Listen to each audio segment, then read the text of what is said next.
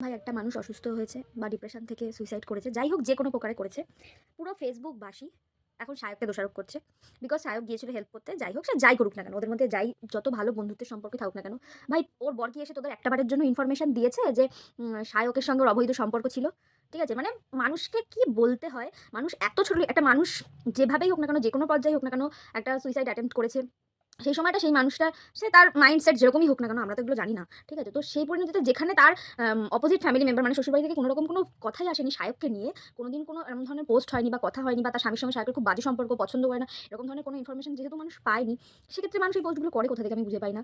মানে একটা মানুষ অসুস্থ, বা তার হতেই পারে সে ইমোশন চেপে রাখতে পারে না, বা খুব তাড়াতাড়ি জিনিসগুলো বলে দেয়, আমরা যেগুলো খুব সহ্য করতে পারি, হয়তো তার এটা করা ঠিক হয়নি, অবশ্যই ঠিক হয়নি লাইফটা করা।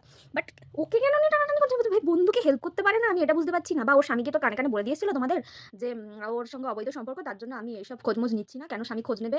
মানে পুরো যাতা মানে তে বলি না জন্য আমরা একতরফা বিচার করছি, আর তোরা সায়কের জন্য কি দুতরফা বিচার করছিস? ওখান থেকে কোথায় ইনফরমেশন পেয়েছিস যে ওর সঙ্গে প্রেম করে? আর এই যে পাইলট দাদা মানে দেবুলন্দির স্বামী, তার যে কোনো বান্ধবী নেই, এটা কি আপনারা জেনে বসে আছেন? ঠিক আছে, এটা কি আপনাদের ইনফরমেশন দিয়েছে? সে নয় সোশ্যাল মিডিয়া করে না, জানায় না বলে তার কোনো ব্লগে দেখতে পান না। মানে কি বলবো ভাই আপনাদের, হ্যাঁ ভুল করেছে, হসপিটালের মধ্যে ব্লগ করেছে, সেটাকে নিয়ে আপনারা প্রোটেস্ট করতেই পারেন যে এটা ঠিক নয়, তাই বলে ভাই এর সাথে সম্পর্ক এই ওই, মানে আমি ফেসবুক ফিড খুলতে পারছি না ভাই। এবার আপনারা থামুন, এই নোংরামো বন্ধ করুন, বন্ধ করুন, বন্ধ করুন, প্লিজ বন্ধ করুন, নোংরা চরিত্র আপনাদের।